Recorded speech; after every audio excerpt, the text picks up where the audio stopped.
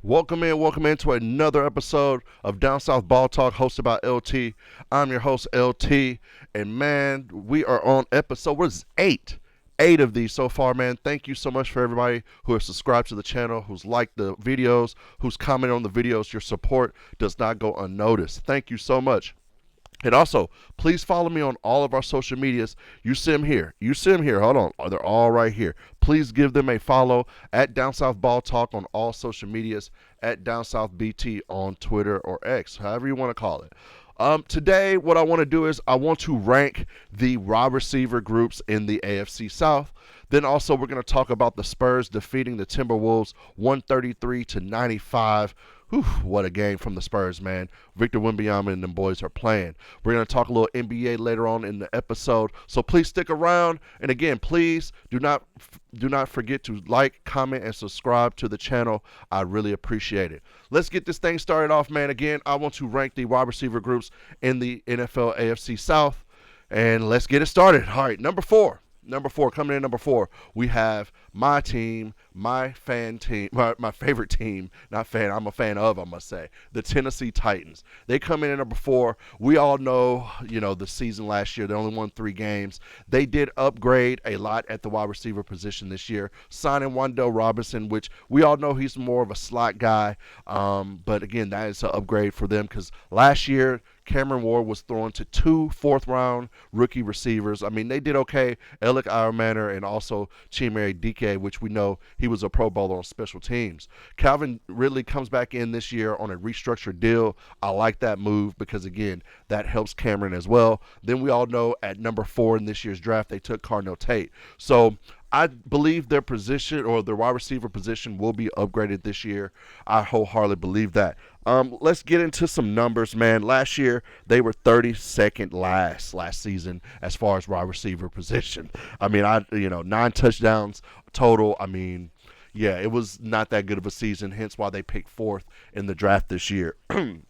Now, I believe coming over, Brian Daboll being the OC and Wan'Dale Robinson knowing, what Brian Daboll wants to run, he will definitely help that wide receiver room get up to speed with Brian Daboll's offense and also help Cardinal Tate develop at a rapid speed as well. I do believe that. The Titans ranked last in the NFL. Again, they were tied, not even just last. They were tied for last in the NFL with only 3 completions of 40 yards or more down the field last year. That's not going to get it done. Only 3? That's not going to get it done. I'm sorry. It is what it is. So, I believe that their wide receiver group will be way better this year, way better. And again, Calvin Ridley, he only played 7 games, then got hurt and did not play the rest of the season. I still think he has something left in the tank, especially when you have Cardinal Tate on the other side who can blow the top off just like Calvin Ridley. Okay. Let's keep it moving. Coming in at third, the third best wide receiver group in the AFC South to me is the Indianapolis Colts. Let's get into it. Last year, their group ranked 11th last season. And again, they had Alec Pierce. Well, they re-signed Alec Pierce to a monster deal. What was this? 4 years, $114 million. So they paid him like a wide receiver 1. Can he be that? I don't know. I hope so for their sake because, again, they paid him like one, and they also got rid of, Michael Pittman Jr., and also Adonai Mitchell has left as well. So, I mean, all the attention is going to be on him as the number 1. I mean, they did sign NWI. He is a ex-Tennessee Titan. He just came over from the Dolphins.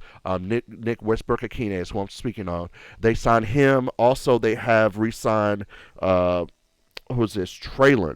Oh, gosh. Let me go to my notes here. I'm so sorry.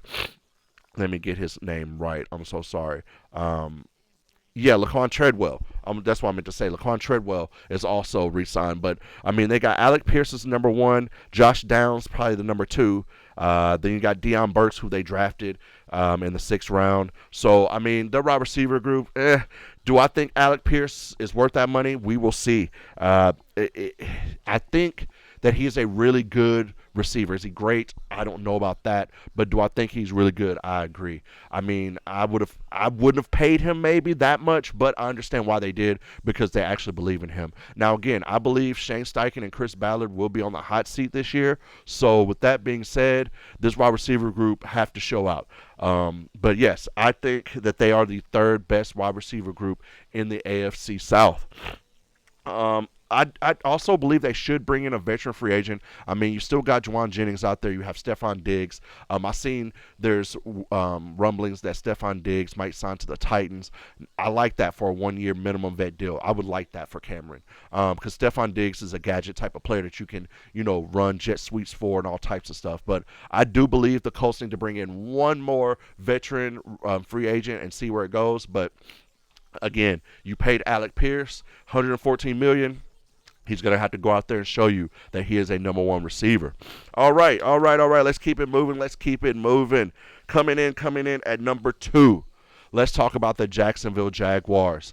I believe they have the second best wide receiver core in the AFC South. Last year, they ranked 7th in the league, 15 touchdowns total with the wide receiver group.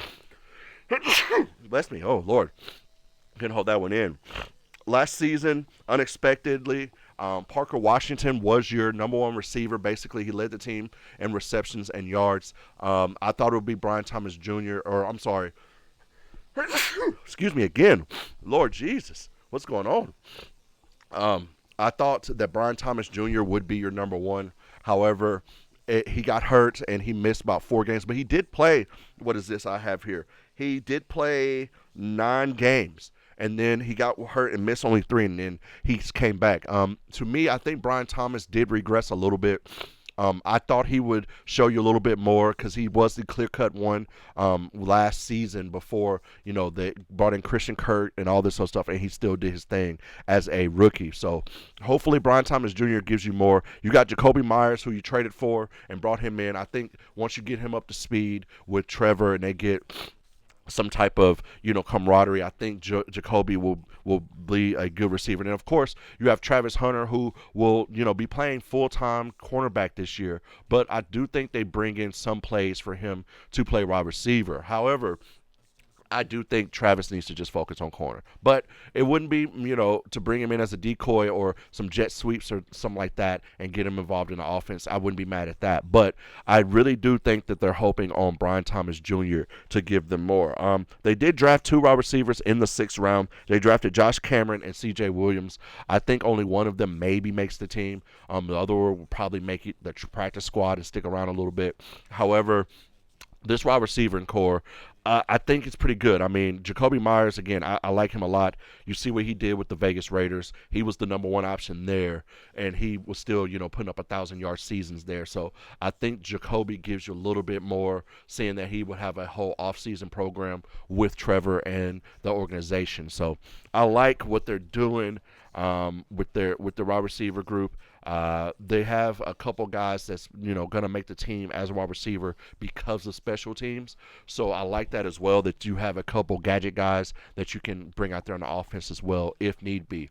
So I think Liam Cohen will do his thing with these wide receivers, and I believe they have a pretty decent season again. Again, they were 7th last year in the whole league, so that was good. They also only signed one wide receiver this year, Jake Bobo, to a 2-year, $5.5 million deal. So yeah, I think the Jags are just banking on Trevor leading them to the promised land, that defense sticking around for sure. So there's only one more team left, and you know who it is. It is the Houston Texans. I believe the Houston Texans have the best wide receiver core in the AFC South. I mean, they ranked 8th last year, 18 touchdowns. They have a Pro Bowl wide receiver, Nico Collins. He had a 1,000-yard receiving season last year, ranked 15th in Pro Football Focus in the NFL wide receivers as the 15th best wide receiver. So CJ has a bona fide number one guy to throw to. Who else is on this team? Tank Dell comes back. I believe that he will give you something that you were missing last year. You also have the rookie, well, not anymore, rookie Jaden Higgins last year. He showed you some flashes. I think he becomes the number 2 receiver And again, there's nothing wrong with that because again, Tank Dell's a hell of a receiver, but Shaden was showing you some flashes last year that he can, take some pressure off of Nico, and you have to focus a little bit on Jaden as well. So I like that. Let's see. They signed Jared Wayne back and two other signings. Nothing really big major on the free agent signings or anything like that. They did draft Lewis Bond out of Boston College in the 6th round. Seems like all these wide receivers get drafted in the AFC South came in the 6th round.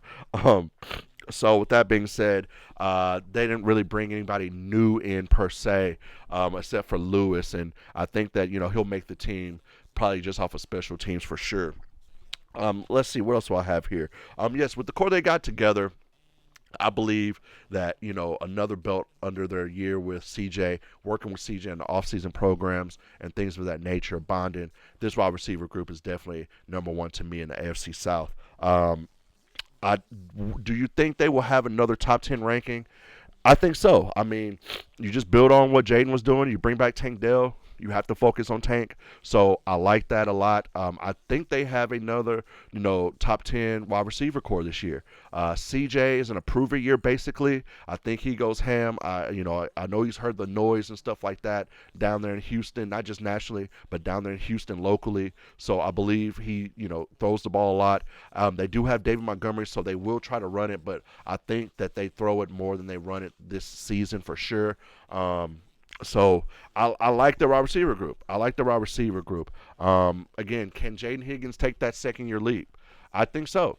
I mean, he was down the stretch. I mean, he kind of fizzled out, kind of like a lot of rookies do. It's either they start off really well, and then they down the stretch, kind of fizzle out, or down the stretch, kind of like Cameron Ward did as a rookie quarterback. You see it kind of click. You see it. You know what I mean? You can see the abilities. You can see what he's doing. So. With that being said, I like it a lot, the wide receiver group, and I think that they definitely have a top 10 wide receiver group coming in. Will Collins get another 1,000-yard season? I think so. I mean, now that you have Tank Dell back, I mean, you have to focus on him. You know what he brings. So the opposing defenses will not just super double on Nico like how they were kind of last year because you didn't really trust Higgins and what the rookie was going to do. So you could have, doubled Nico. But this year, Tank's coming back. Higgins, if he shows you something that they have to pay attention to him, I think Nico does it again. I think he has another 1,000-yard receiving season. I mean, why not? He's proven that he's a bona fide number one, top 15 receiver in the league. I mean, he's probably going to do nothing but be better. A healthy season, yes, of course. Book it, 1,000-yard receiver for sure. So, yes, I think he does it. All right, those were my rankings of the top wide receiver groups in the AFC South. Number 4, I have the Tennessee Titans. Number 3, I have the Indianapolis Colts. Number 2, I have the Jacksonville Jaguars. And coming in at number 1, I have the Houston Texans. Let me know in the comments. Do you agree with that? Do you agree with my rankings? How do you rank them? Let me know if you think Nico is a number one receiver. Do you think anybody else in the AFC South is a number one receiver? Because I don't see one. I see potential.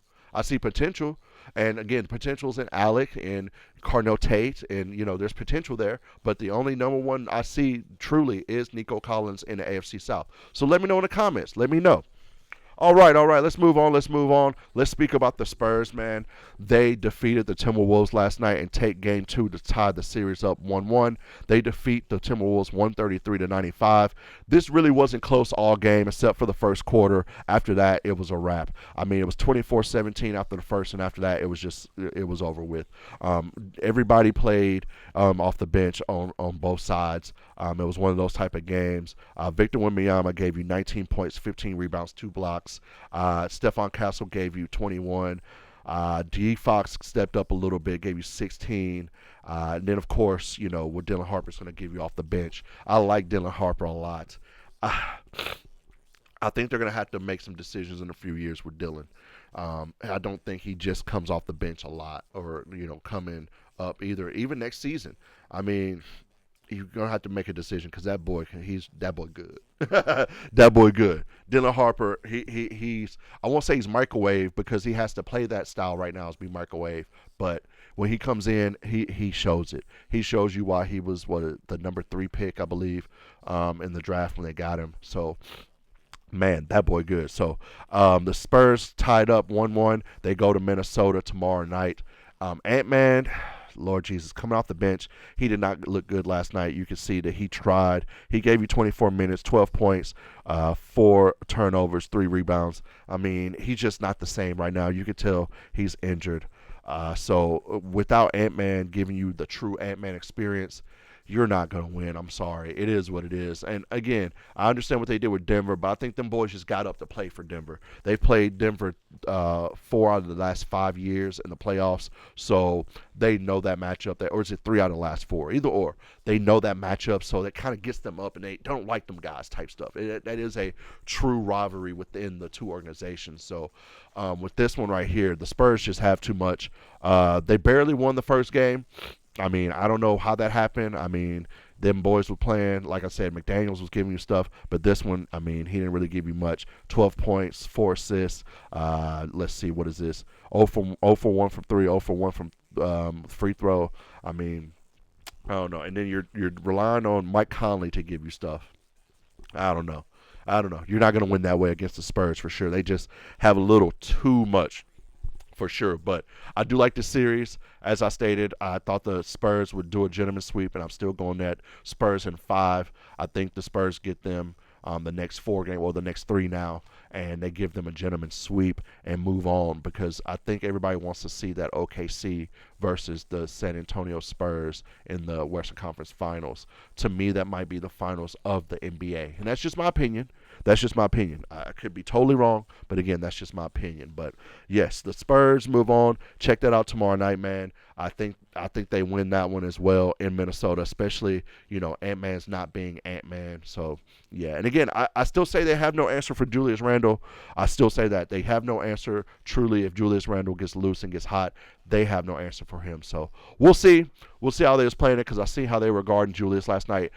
They threw Harrison Barnes at him more often than not. So, maybe that is an answer, and you tell Harrison, look, we just need you to play defense, brother. We need you. We need you to come off this bench and play defense on Julius. So maybe that's the answer. Who knows? But check it out. Let me know in the comment section. Do you think the Spurs are going to do a gentleman sweep? Do you think the Timberwolves win one at home? They come back and win a series? Let me know in the comments. Let me know about my rankings if you agree or disagree with me as well, or you just like the video. Please leave some comments. Like this video as well. Please subscribe to the channel. I appreciate you for watching this episode of Down South Ball Talk. This is a wrap for this one. Next episode will be out soon. Again, please follow all of our socials here. You see them at Down South Ball Talk on all socials, except on X. It is at Down South BT. Again, I'm your host, LT. I hope everyone has a wonderful night.